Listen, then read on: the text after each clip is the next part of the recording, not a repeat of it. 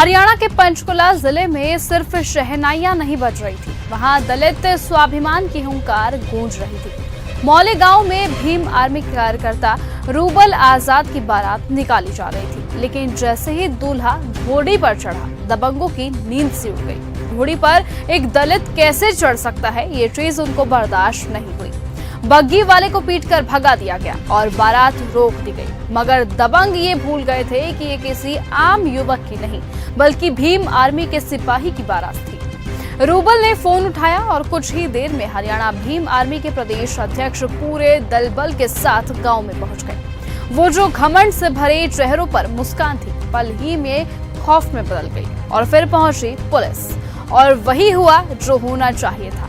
लाठी बरसी, घमंड टूटा और संविधान की ताकत ने अपना असर दिखा दिया। तस्वीरों में साफ देखा गया कि किस तरीके से पत्रकार हेलमेट पहनकर रिपोर्टिंग कर रहे थे। गांव की गलियों में भगदड़ थी और पुलिस एक एक कर दबंगों को दौड़ा कर भेज रही थी। किसी को पेड़ के पीछे से निकाला गया तो किसी को घर में घुसकर मारा गया। फिर वही बारात जो रोकी गई थी, सीना ठोककर गांव की गलियों से गुजरी। दूल्हा घोड़ी पर घंटों बैठा रहा, बाराती नाचे और नारा गूंजा, जय भीम। लेकिन क्या ये पहली घटना है? जी नहीं। और अफसोस की बात यही है कि शायद आखिरी भी नहीं। आजादी के 75 साल बाद भी दलितों को घोड़ी चढ़ने से रोका जाता है, बारात पर पत्थर फेंके जाते हैं और मारने तक की धमकी दी जाती है। उनकी चिताएं जाति की दीवारों में फंस जाती है। दिल्ली का वो ताजा वीडियो कौन भूल सका है, जहां एक पीड़ित ने दलित शव को जलाने से रोका गया था। ये घाट तुम्हारा नहीं है, ऐसा कहा गया था।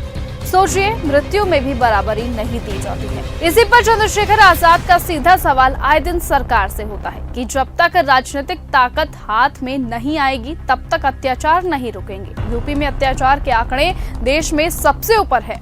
हरियाणा बदनाम पहले से ही है। गुरुग्राम के बादशाहपुर में दलित बारात पर पत्थरबाजी, मथुरा में रोक और अब पंचकुला। क्या हम वाकई आजाद हैं? ये हम सोचने पर मजबूर हो जाते हैं। बाबा साहेब भीमराव अंबेडकर की जयंती आने वाली है। ऐसे में सरकार ने छुट्टी की घोषणा तो कर दी है, मगर चंद्रशेखर आजाद की मांग पर कहा गया है कि पुनर्विचार किया जाएगा। लेकिन क्या यही सम्मान काफी है? क्या बाबा साहेब के सपनों का भारत बन गया है? अगर नहीं, तो वक्त अब आ गया है सिर्फ माला चढ़ाने का नहीं, बल्कि संविधान की आत्मा को जिंदा करने का। फिलहाल आज की इस वीडियो में इतना ही। देश और दुनिया की तमाम बाकी खबरों से ऐसे ही जुड़े रहने के लिए आप बने रहिए और देखते रहिए न्यूज गंगा। नमस्कार। ऐसी ही खबरों को सुनने और देखने के लिए सब्सक्राइब करना बिल्कुल मत भूलिएगा चैनल न्यूज गंगा। खबरें अच्छी लगी तो लाइक का बटन दबाना बिल्कुल मत भूलिएगा। कमेंट बॉक्स में टाइप भी कर सकते हैं और हाँ, शेयर करना भी बिल्कुल मत भूलिएगा।